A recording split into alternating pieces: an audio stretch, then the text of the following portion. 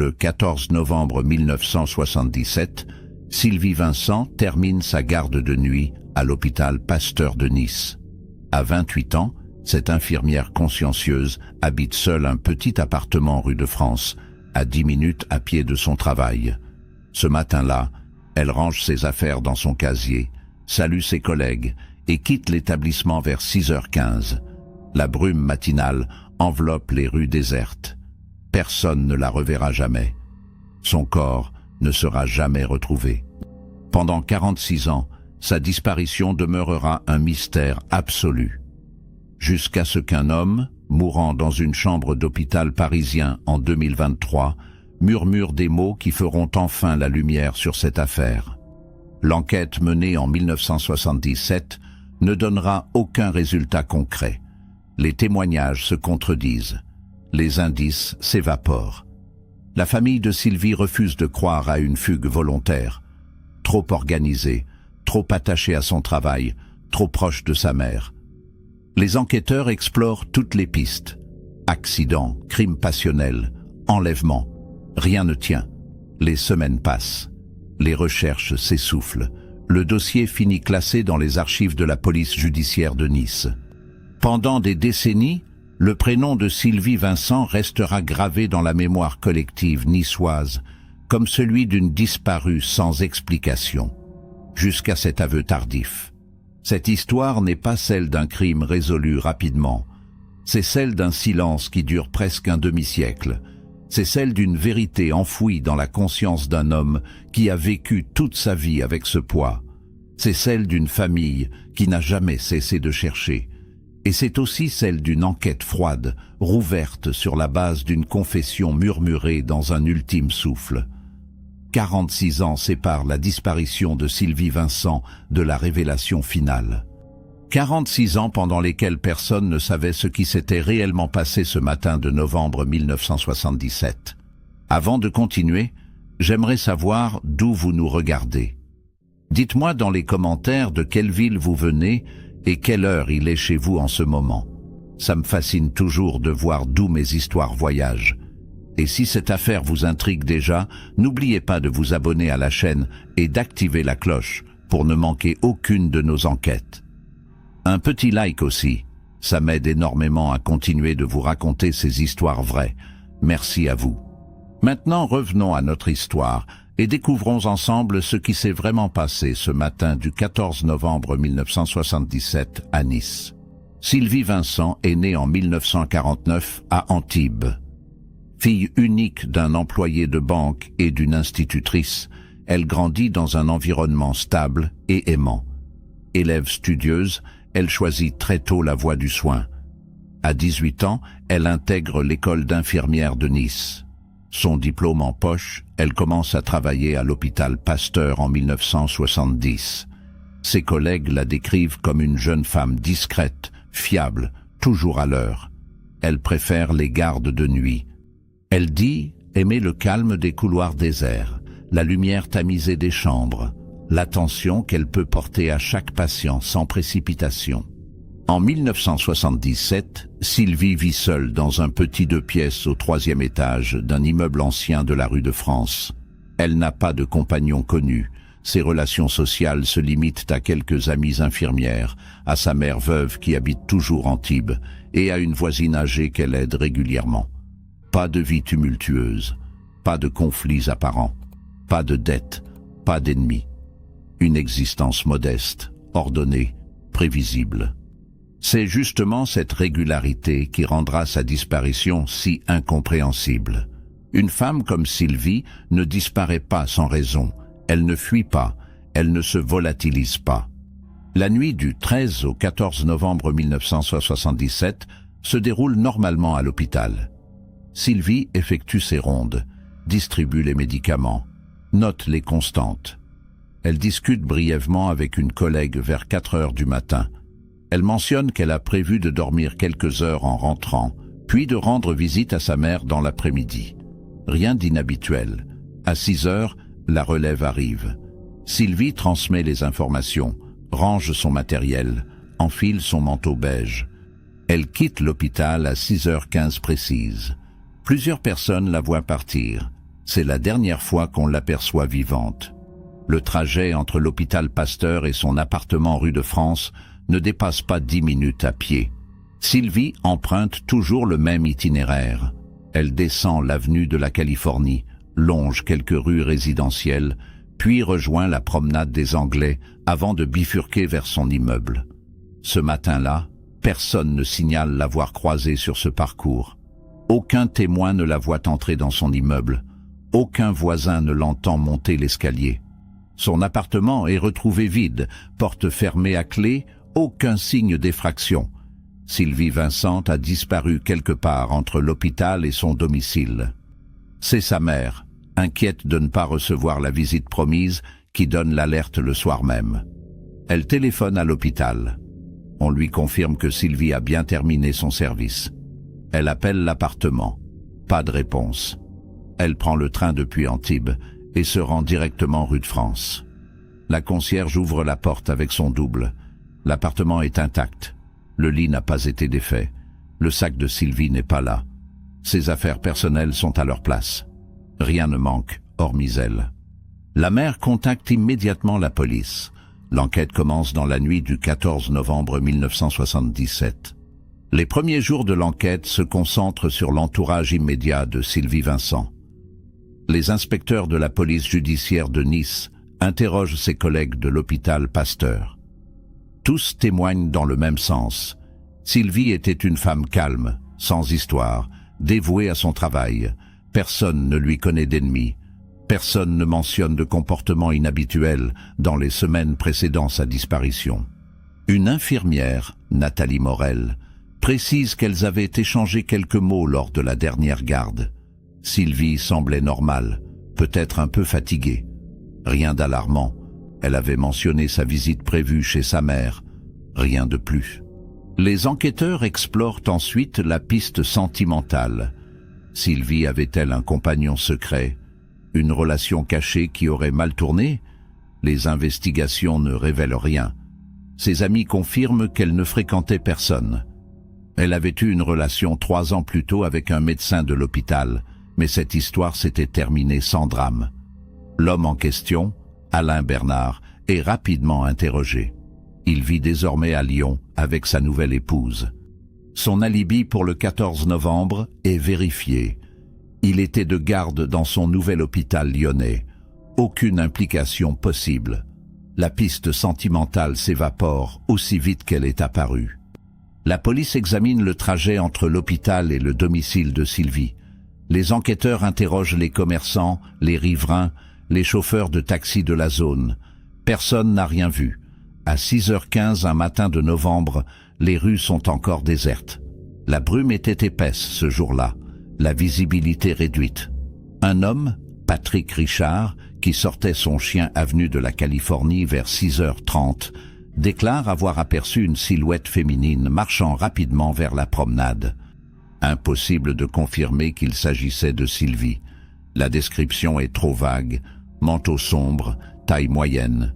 Cela pourrait correspondre à des centaines de femmes.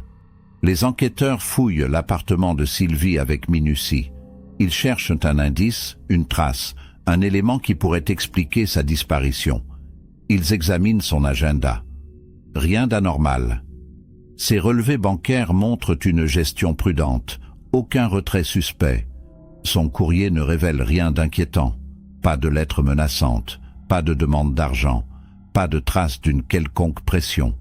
Ses vêtements sont rangés. Ses bijoux sont dans leur boîte. Son carnet d'adresses contient une dizaine de contacts, tous identifiés et interrogés. Aucun ne sait rien. L'appartement ne livre aucun secret. La thèse de l'accident est également explorée. Sylvie aurait-elle pu chuter, se blesser, perdre connaissance quelque part? Les équipes de recherche fouillent les environs de l'hôpital, les jardins, les ruelles, les parkings souterrains. Rien. Les hôpitaux de la région sont contactés. Aucune femme correspondant à son signalement n'a été admise.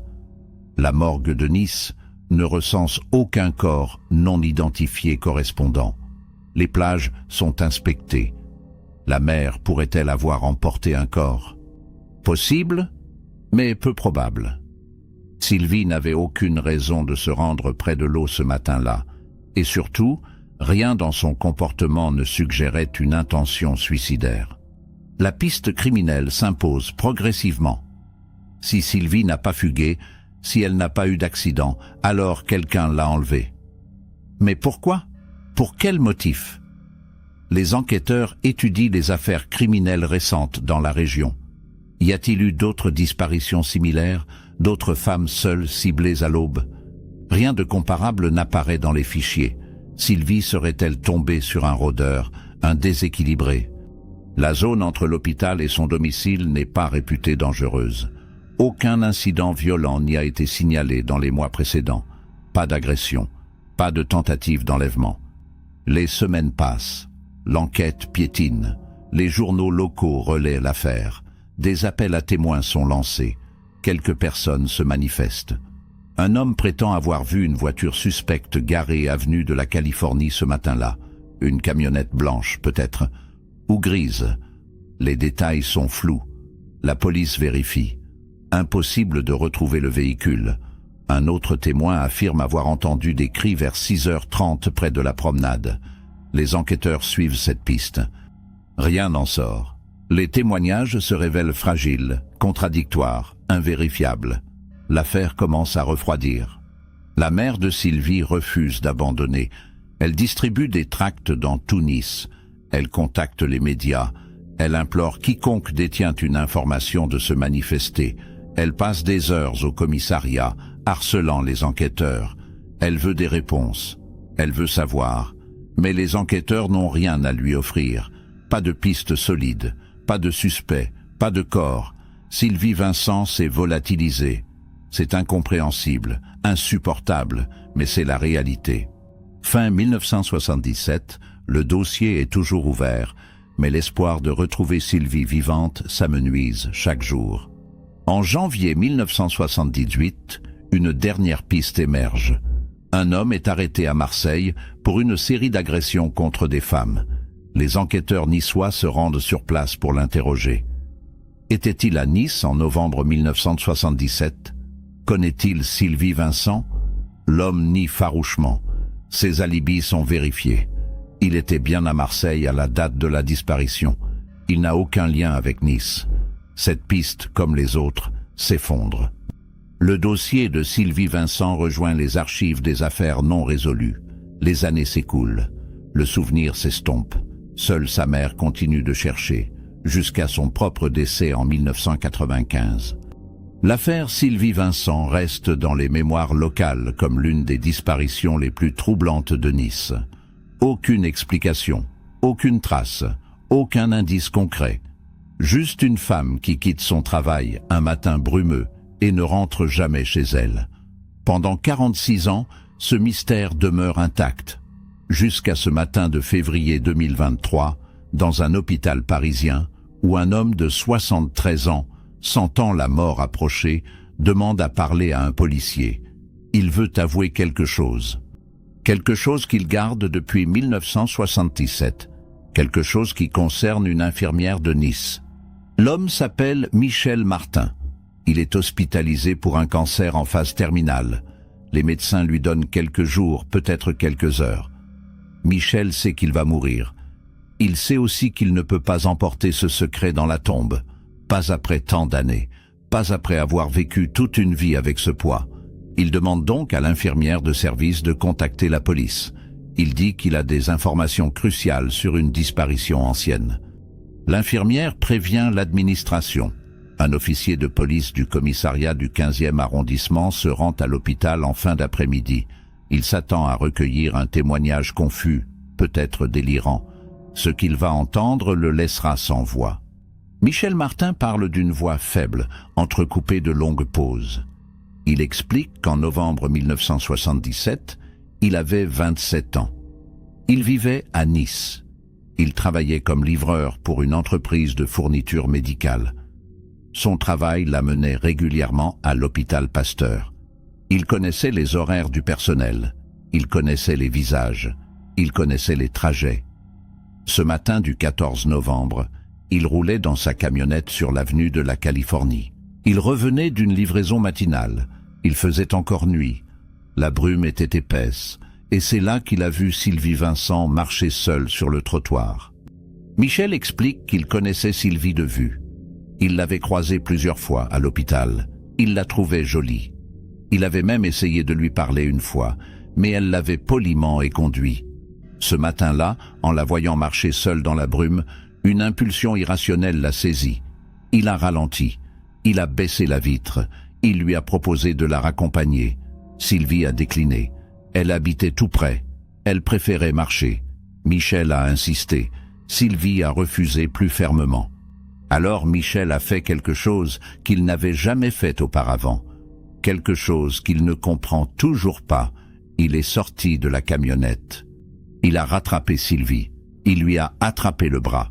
Elle a essayé de se dégager. Elle a crié. Mais à cette heure, dans cette brume, personne n'a rien entendu. Michel panique. Il ne voulait pas ça. Il voulait juste lui parler. Mais maintenant, elle crie. Elle se débat. Il l'a saisie par les épaules. Il veut la calmer. Elle continue de crier. Alors, dans un geste désespéré, il plaque sa main sur sa bouche. Trop fort, trop longtemps. Sylvie se débat violemment. Michel serre. Il ne réalise pas ce qu'il fait. Il serre jusqu'à ce qu'elle cesse de bouger. Quand il relâche enfin sa prise, Sylvie s'effondre. Elle ne respire plus. Michel reste figé quelques secondes. Il ne comprend pas. Il vient de tuer quelqu'un. Lui, Michel Martin, livreur sans histoire, vient de tuer une femme sur un trottoir de Nice. La panique le submerge. Il regarde autour de lui. Personne. La rue est déserte. La brume cache tout. Il doit réagir. Il doit faire disparaître le corps. Il soulève Sylvie et la porte jusqu'à sa camionnette. Il la place à l'arrière, sous une bâche. Il referme les portes. Son cœur bat si fort qu'il entend le sang cogner dans ses tempes. Il remonte dans le véhicule. Il démarre. Il roule sans savoir où aller. Michel conduit pendant près d'1 heure. Il quitte Nice. Il prend la direction des collines. Il emprunte des routes secondaires. Il cherche un endroit isolé. Un lieu où personne ne viendra jamais. Il finit par s'arrêter sur un chemin forestier, à une 20aine de kilomètres au nord de Nice, près du village de Levens. Il y a un ravin à proximité, bordé d'arbres denses. Michel sort le corps de Sylvie de la camionnette. Il marche dans la forêt, le corps dans les bras, jusqu'à trouver un endroit suffisamment escarpé et dissimulé. Il dépose Sylvie au fond du ravin. Il recouvre le corps de branches et de feuilles mortes. Puis, il remonte vers sa camionnette et repart. Dans les jours qui suivent, Michel retourne à son travail. Il lit les journaux. Il entend parler de la disparition de Sylvie Vincent. Il voit les appels à témoins. Il croise des policiers à l'hôpital Pasteur. Personne ne le soupçonne. Personne ne fait le lien. Il n'avait aucun lien connu avec Sylvie. Il n'était qu'un livreur parmi d'autres. Les enquêteurs l'interrogent brièvement, comme tous les employés ayant un accès régulier à l'hôpital. Michel répond calmement. Il dit qu'il était chez lui ce matin-là. Personne ne vérifie vraiment. Il n'y a aucune raison de le soupçonner. Michel s'en sort, mais il ne s'en remet jamais vraiment. Les semaines passent. Michel vit dans une angoisse permanente. Il s'attend chaque jour à ce qu'on découvre le corps. Il s'attend à ce que la police frappe à sa porte. Mais rien ne se passe. Le corps de Sylvie reste caché au fond du ravin. Les recherches ne s'étendent pas jusqu'à Levens. Personne n'a de raison de fouiller cette zone. Michel comprend peu à peu qu'il a peut-être réussi à échapper à la justice. Cette pensée ne le soulage pas. Au contraire, elle rend son fardeau encore plus lourd. Il a tué quelqu'un et il s'en est tiré. Il doit vivre avec ça pour le reste de ses jours. En 1979, Michel quitte Nice. Il ne supporte plus de croiser les lieux de son crime. Il déménage à Paris. Il change de métier. Il devient chauffeur de bus. Il essaie de construire une nouvelle vie. Il se marie en 1982. Il a 2 enfants. Il joue le rôle du père de famille ordinaire. Mais chaque nuit, ou presque, il revoit le visage de Sylvie Vincent. Il revoit ses yeux terrifiés. Il revoit le moment où elle a cessé de respirer. Il revoit le ravin de Levens. Ce secret le ronge de l'intérieur. Il pense parfois à se confier à sa femme. Mais comment lui dire? Comment avouer qu'il a tué quelqu'un 40 ans plus tôt? Les années s'accumulent. Michel vieillit. Sa santé décline. En 2022, on lui diagnostique un cancer du pancréas. Les traitements ne fonctionnent pas. En janvier 2023, les médecins lui annoncent qu'il ne lui reste que quelques semaines. Michel sait que le moment est venu. Il ne peut pas mourir sans avoir avoué. Il ne peut pas laisser la famille de Sylvie dans l'ignorance éternelle. Il doit dire la vérité. Alors, en février 2023, depuis son lit d'hôpital, il demande à voir la police. Il raconte tout, chaque détail, chaque instant de cette matinée de novembre 1977. L'officier qui recueille son témoignage note tout, incrédule. Michel donne des indications précises sur l'emplacement du corps. Il décrit le chemin forestier, le ravin, les arbres. Il dessine même un croquis approximatif sur une feuille de papier. Il supplie l'officier de vérifier ses dires. Il veut que Sylvie soit retrouvée. Il veut que sa famille puisse enfin faire son deuil. L'officier parisien transmet immédiatement les informations à la police judiciaire de Nice.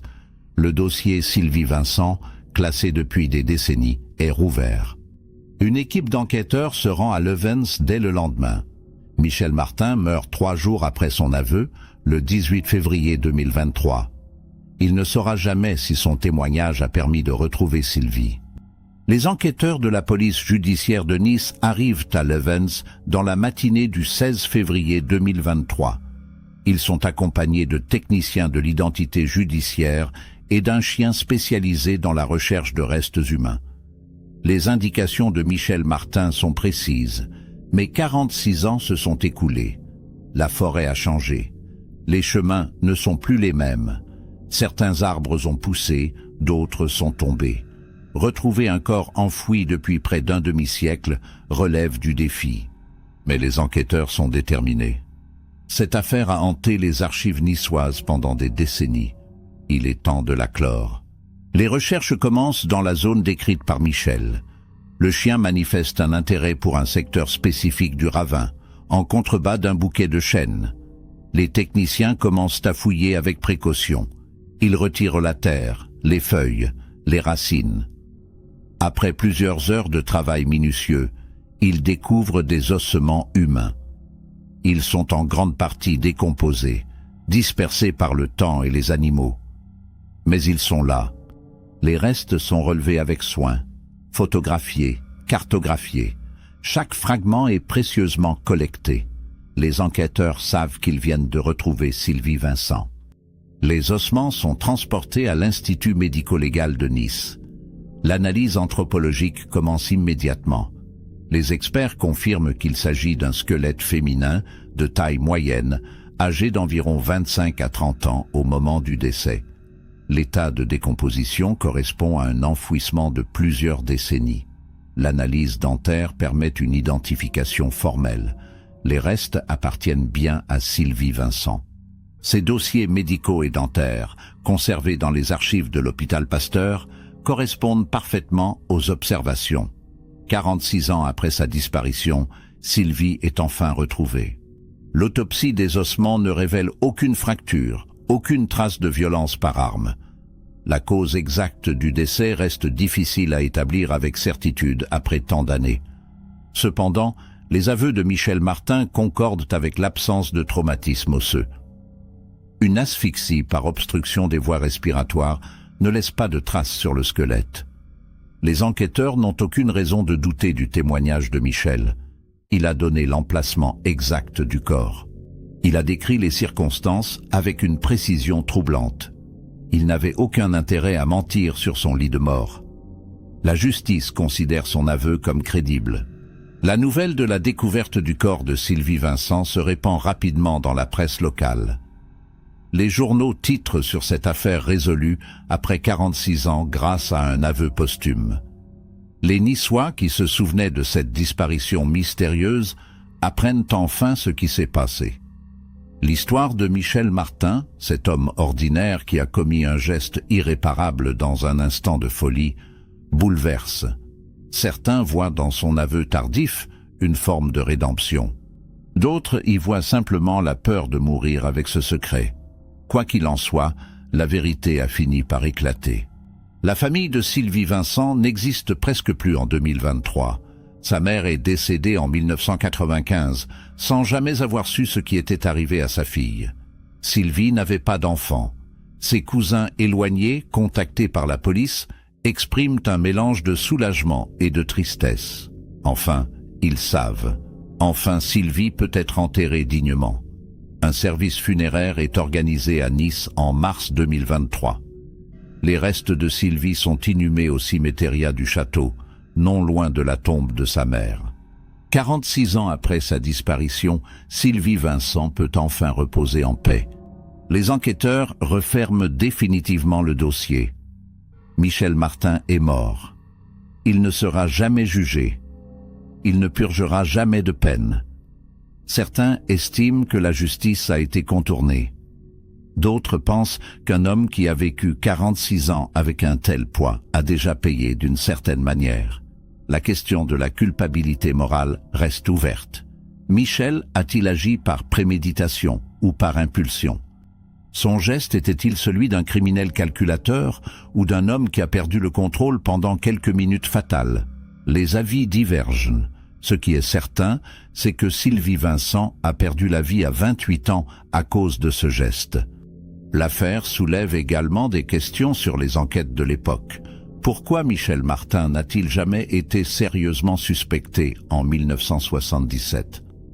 Les enquêteurs l'avaient interrogé, certes, mais sans approfondir. Ils n'avaient aucune raison de douter de lui. Il n'avait aucun lien personnel avec Sylvie. Il n'avait pas d'antécédents criminels. Il correspondait au profil d'un travailleur ordinaire. Les techniques d'investigation de l'époque étaient moins développées. Pas de caméra de surveillance, pas d'analyse ADN, pas de téléphone portable à géolocaliser. Une personne déterminée à dissimuler un crime avait plus de chances de s'en sortir. Aujourd'hui, avec les moyens modernes, l'affaire aurait probablement été résolue rapidement. Les caméras auraient filmé la camionnette de Michel. Les analyses ADN auraient établi un lien. Les téléphones auraient été tracés. Mais en 1977, tout reposait sur les témoignages, les aveux, les indices physiques. Michel n'a laissé aucune trace exploitable. Il a eu de la chance, si on peut appeler ça de la chance. Il a vécu libre pendant 46 ans, mais il n'a jamais vraiment été libre. Le fantôme de Sylvie l'a accompagné chaque jour jusqu'à sa mort. L'affaire Sylvie Vincent illustre aussi la puissance du remords. Michel Martin aurait pu emporter son secret dans la tombe. Personne ne l'aurait jamais su. Personne ne l'aurait jamais soupçonné.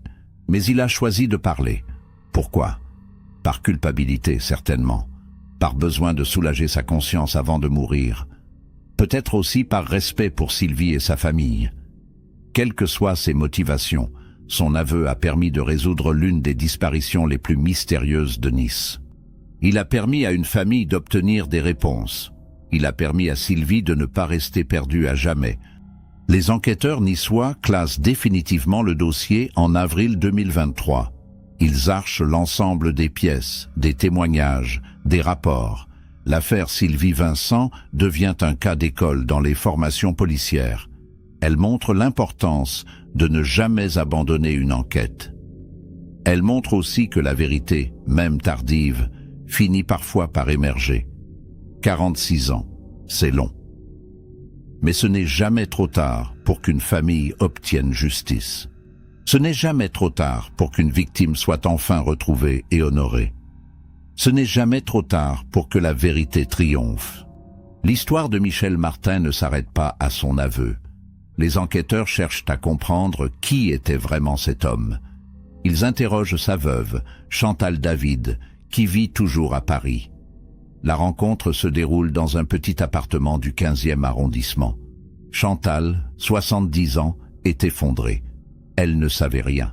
Pendant 41 ans de mariage, Michel ne lui a jamais parlé de Sylvie Vincent. Jamais évoqué Nice en 1977. Jamais laissé transparaître le moindre indice. Elle vivait avec un homme qu'elle croyait connaître. Elle découvre qu'il lui a caché l'essentiel. Chantal raconte que Michel était un homme silencieux, parfois mélancolique. Il faisait des cauchemars réguliers. Il se réveillait en sueur, hagard, mais refusait d'en parler. Elle attribuait ça au stress, à l'âge, peut-être à des traumatismes d'enfance. Jamais elle n'aurait imaginé qu'il portait un tel secret. Michel était un bon père, un mari attentionné, un homme sans histoire. Il n'avait jamais manifesté de violence, jamais eu de problème avec la justice. Comment cet homme a-t-il pu tuer quelqu'un? Chantal ne comprend pas, elle ne comprendra probablement jamais. Les enfants de Michel, Pascal Fournier et Isabelle Fournier, nés d'un premier mariage de Chantal, sont également interrogés. Ils ont grandi avec Michel comme beau-père. Ils le considéraient comme leur véritable père. Ils l'aimaient. Apprendre qu'il a tué quelqu'un les anéantit. Pascal, aujourd'hui quinquagénaire, déclare aux enquêteurs qu'il ne sait plus quoi penser. Comment honorer la mémoire d'un homme qui a été un bon père, mais aussi un meurtrier? Comment faire coexister ces deux images? La culpabilité par association le ronge. Il porte désormais le nom d'un homme qui a commis l'irréparable. Les enquêteurs fouillent l'appartement parisien de Michel. Ils cherchent d'éventuels indices, des écrits, un journal intime. Ils trouvent peu de choses, quelques photos de famille, des factures, des livres, rien qui évoque Sylvie Vincent, rien qui trahisse son secret. Michel a été d'une discrétion absolue pendant toute sa vie. Il a joué son rôle d'homme ordinaire avec une perfection troublante. Seule une chose attire l'attention des enquêteurs. Une vieille carte routière de la région niçoise datant des années 70, retrouvée au fond d'un tiroir. Une marque au stylo entoure le village de Levens. Michel n'avait pas tout oublié. Les anciens collègues de Michel, ceux avec qui il a travaillé comme chauffeur de bus pendant 30 ans, sont également contactés. Tous témoignent dans le même sens. Michel était un homme discret, ponctuel, jamais de problème. Certains le trouvaient un peu sombre, renfermé, mais rien d'alarmant. Il faisait son travail, rentrait chez lui, menait une vie réglée. Personne n'aurait pu deviner qu'il cachait un meurtre commis des décennies plus tôt. Cette capacité à dissimuler, à vivre une double vie intérieure, interroge les psychologues consultés par les enquêteurs. Comment un homme porte-t-il un tel poids sans s'effondrer? Un psychiatre mandaté pour analyser le profil de Michel Martin émet une hypothèse. Michel n'était probablement pas un criminel dans l'âme. Son acte de 1977 était vraisemblablement impulsif, non prémédité. Il a perdu le contrôle pendant quelques minutes.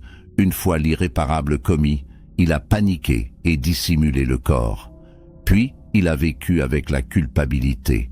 Cette culpabilité, loin de s'atténuer avec le temps, s'est probablement intensifiée. Michel n'a jamais récidivé. Il n'a jamais commis d'autres violences. Cela suggère que son geste de 1977 était une anomalie, un moment de folie qui ne correspondait pas à sa personnalité profonde. Mais cette analyse ne console personne. Sylvie Vincent est morte. Sa vie a été interrompue brutalement. Elle avait 28 ans. Elle avait des projets, des rêves, une existence devant elle. Michel Martin lui a tout pris. Peu importe qu'il s'agisse d'un acte impulsif ou prémédité. Le résultat est le même. Une femme est morte. Une famille a été détruite. Des décennies de souffrance et d'interrogation. L'aveu tardif de Michel apporte des réponses, certes. Mais il ne répare rien. Il ne ramène pas Sylvie. Il ne rend pas les années perdues. Les médias s'emparent de l'affaire. Des documentaires sont produits. Des articles détaillés paraissent dans la presse nationale. L'histoire de Sylvie Vincent devient un symbole. Symbole des disparitions non résolues. Symbole du poids du secret. Symbole de la justice tardive. Les émissions de télévision consacrées aux affaires criminelles invitent des experts pour commenter le cas. Tous s'accordent sur un point. Cette affaire est exceptionnelle. Rares sont les meurtres résolus 46 ans après les faits, grâce à un aveu sur un lit de mort. C'est à la fois fascinant et tragique. Certains commentateurs posent une question dérangeante. Michel Martin mérite-t-il une forme de reconnaissance pour avoir avoué?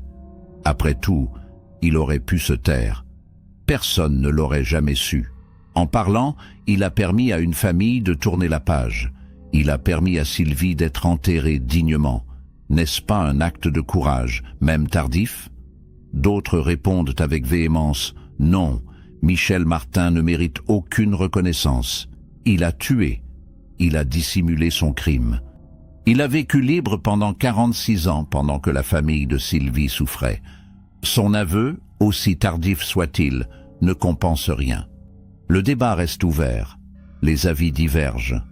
Mais une chose est certaine, l'affaire Sylvie Vincent ne laisse personne indifférent.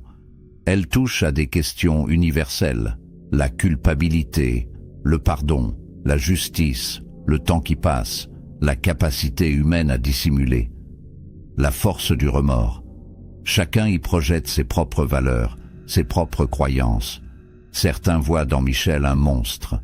D'autres voient un homme ordinaire qui a commis une erreur terrible et a payé le prix du remords toute sa vie. La vérité se situe probablement entre les deux.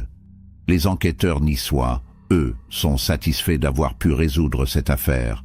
Ils savent que Sylvie Vincent n'est pas la seule disparue non retrouvée. Des dizaines d'affaires similaires dorment dans les archives. Des familles attendent toujours des réponses. L'affaire Sylvie Vincent leur redonne espoir. Elle montre que même des décennies après, la vérité peut émerger. Elle montre que les secrets finissent parfois par être révélés. Elle montre qu'il ne faut jamais abandonner. C'est une leçon précieuse pour tous ceux qui cherchent encore un proche disparu. En avril 2023, une cérémonie discrète est organisée à Nice en mémoire de Sylvie Vincent. Quelques dizaines de personnes y assistent, des anciens collègues de l'hôpital Pasteur, désormais retraités, des voisins qui se souviennent d'elle, des représentants de la police judiciaire, des cousins éloignés. Le maire de Nice prononce quelques mots. Il évoque cette jeune femme dévouée, arrachée à la vie dans des circonstances tragiques. Il salue le travail des enquêteurs qui ont permis de la retrouver. Il rend hommage à sa mémoire. La cérémonie est sobre, émouvante. Sylvie Vincent n'est plus une disparue. Elle est enfin reconnue, honorée, pleurée. Les archives de l'hôpital Pasteur sont consultées. Une plaque commémorative est installée dans le hall d'entrée. Elle porte l'inscription « À la mémoire de Sylvie Vincent, infirmière dévouée, 1949-1977 ». Les nouvelles générations d'infirmières qui passent devant cette plaque apprennent son histoire. Elles découvrent que derrière ce nom se cache un destin tragique. Elles comprennent que la vie peut basculer en un instant, que personne n'est à l'abri, que la violence peut surgir là où on l'attend le moins. C'est une leçon difficile, mais nécessaire. L'affaire Sylvie Vincent soulève également des questions sur les autres disparitions non résolues dans la région. Combien d'autres corps attendent d'être retrouvés? Combien d'autres secrets sont enfouis dans des consciences coupables? Combien d'autres familles attendent des réponses? Les enquêteurs relancent plusieurs dossiers anciens. Ils contactent des témoins potentiels. Ils espèrent que l'affaire Sylvie Vincent incitera d'autres personnes à parler. Peut-être que quelqu'un, quelque part, détient une information cruciale sur une autre disparition. Peut-être que cet aveu inspirera d'autres aveux. Les mois passent. L'affaire Sylvie Vincent sort progressivement de l'actualité. D'autres faits divers occupent les titres. La vie continue. Mais pour ceux qui ont été touchés directement par cette histoire, rien ne sera plus jamais comme avant. Chantal David, la veuve de Michel Martin, vit désormais avec la honte et la culpabilité. Elle se demande si elle aurait pu voir des signes, si elle aurait pu deviner, si elle aurait pu empêcher quelque chose. Rationnellement, elle sait que non. Mais émotionnellement, elle ne peut s'empêcher de se poser ces questions. Les enfants de Michel, Pascal et Isabelle ont choisi de parler publiquement. Ils ont accordé une interview à un journal local. Ils expliquent qu'ils ne renient pas leur beau-père, qu'ils ne peuvent pas oublier les années passées ensemble, les moments partagés, l'amour qu'il leur a donné. Mais ils ne peuvent pas non plus ignorer ce qu'il a fait. Ils vivent dans une zone grise, entre l'amour filial et l'horreur du crime. Ils ont décidé de ne pas cacher leur lien avec Michel Martin, de l'assumer, de porter ce fardeau avec dignité. C'est leur manière de rendre hommage à la fois à leur beau-père et à Sylvie Vincent. Les spécialistes des affaires criminelles analysent le cas Sylvie Vincent sous tous les angles. Ils s'interrogent sur les mécanismes psychologiques qui permettent à un individu de vivre normalement après avoir commis un meurtre. Comment Michel a-t-il pu être un père aimant, un mari attentionné, un travailleur fiable, tout en portant ce secret? Comment a-t-il compartimenté son existence? Les réponses varient. Certains parlent de dissociation cognitive. D'autres évoquent la capacité humaine à se mentir à soi-même. D'autres encore insistent sur la force du refoulement. Quoi qu'il en soit, le cas Michel Martin devient un sujet d'étude. Un criminologue français, Thierry André, publie un article académique sur l'affaire. Il y analyse les similitudes avec d'autres cas de meurtres impulsifs, dissimulés pendant des décennies. Il note que ces affaires partagent des caractéristiques communes. Un acte non prémédité, une victime aléatoire, une dissimulation efficace, une vie apparemment normale après les faits, et souvent un aveu tardif motivé par la culpabilité. Michel Martin entre parfaitement dans ce profil. Thierry André conclut que ces cas, bien que rares, ne sont pas exceptionnels. Ils révèlent une facette troublante de la nature humaine, la capacité à vivre avec l'impensable. En septembre 2023, un documentaire de 52 minutes est diffusé sur une chaîne nationale. Il retrace l'affaire Sylvie Vincent depuis sa disparition en 1977 jusqu'à la découverte de son corps en 2023. Des images d'archives montrent Nice dans les années 70. Des témoins de l'époque racontent leurs souvenirs. Des enquêteurs expliquent les difficultés de l'investigation initiale. La veuve de Michel Martin accepte de témoigner, visage flouté. Elle parle de sa douleur, de sa confusion, de sa honte. Le documentaire est sobre, respectueux. Il ne cherche pas le sensationnalisme. Il raconte simplement une histoire vraie, tragique, universelle. Le documentaire génère des milliers de réactions sur les réseaux sociaux. Certains spectateurs expriment leur compassion pour Sylvie et sa famille. D'autres s'interrogent sur la personnalité de Michel Martin. Beaucoup posent la question: aurait-il été capable de vivre avec un tel secret? La majorité répond non. Mais personne ne peut vraiment savoir. C'est facile de juger depuis l'extérieur. C'est plus difficile de se mettre à la place d'un homme qui a commis l'irréparable dans un moment de folie et qui doit ensuite décider quoi faire. Se livrer immédiatement et passer sa vie en prison, ou se taire et essayer de continuer à vivre. L'affaire Sylvie Vincent pose également des questions philosophiques sur la justice. Michel Martin est mort sans avoir été jugé. Est-ce injuste? Certainement. Sylvie méritait que son meurtrier soit condamné. Sa famille méritait de le voir face à un tribunal. Mais la vie ne suit pas toujours la logique de la justice humaine. Parfois, les coupables échappent à la loi. Parfois, ils meurent avant d'être rattrapés. C'est frustrant, insatisfaisant, mais c'est aussi une réalité. La justice parfaite n'existe pas. On fait avec ce qu'on a. Et dans le cas de Sylvie Vincent, on a au moins la vérité. C'est déjà beaucoup. Les associations de familles de disparus saluent le travail des enquêteurs niçois. Elles soulignent l'importance de ne jamais classer définitivement une affaire, de garder les dossiers ouverts, d'attendre, parfois pendant des années, parfois pendant des décennies, parce qu'un jour, peut-être, quelqu'un parlera, un témoin, un complice, ou, comme dans le cas de Michel Martin, le coupable lui-même. L'affaire Sylvie Vincent redonne espoir à tous ceux qui cherchent encore un proche disparu.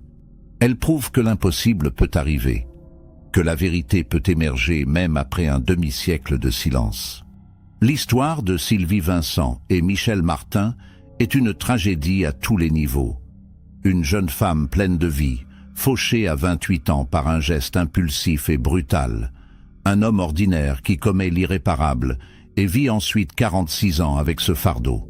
Une famille qui attend des décennies avant d'obtenir des réponses. Une justice qui arrive trop tard pour punir, mais juste à temps pour révéler la vérité. Cette affaire nous rappelle que les secrets les mieux gardés finissent parfois par éclater, que la culpabilité peut être plus lourde qu'une condamnation, que le temps ne guérit pas toutes les blessures, mais peut révéler des vérités enfouies. Aujourd'hui, Sylvie Vincent repose au cimetière du château à Nice, près de sa mère. Les visiteurs peuvent voir sa tombe, lire son nom, découvrir son histoire. Elle n'est plus une disparue anonyme. Elle n'est plus un mystère non résolu. Elle est une femme dont le destin tragique a finalement été éclairci. Michel Martin, lui, est enterré à Paris. Sa tombe ne porte aucune indication particulière, juste un nom, 2 dates. Rien qui trahisse son secret, rien qui évoque Sylvie. 2 vies liées à jamais par un acte de violence qui a façonné leur destin à tous les deux. L'une a perdu la vie, l'autre a vécu dans l'ombre de son crime. Cette histoire soulève une dernière question, peut-être la plus troublante. Combien d'autres Michel Martin existent-ils? Combien d'hommes et de femmes vivent aujourd'hui avec des secrets similaires? Combien de disparus attendent encore d'être retrouvés, cachés dans des ravins, des forêts, des terrains vagues? Combien de familles attendent encore des réponses? On ne le saura probablement jamais, mais l'affaire Sylvie Vincent nous rappelle qu'il ne faut jamais perdre espoir, que la vérité peut émerger même après des décennies, que la justice, même tardive, même imparfaite, vaut toujours mieux que le silence éternel. Et vous, qu'en pensez-vous? Racontez-moi votre avis dans les commentaires. Abonnez-vous pour d'autres histoires vraies. Et surtout, n'oubliez jamais que derrière chaque disparition se cache une vie, une famille, une histoire qui mérite d'être racontée.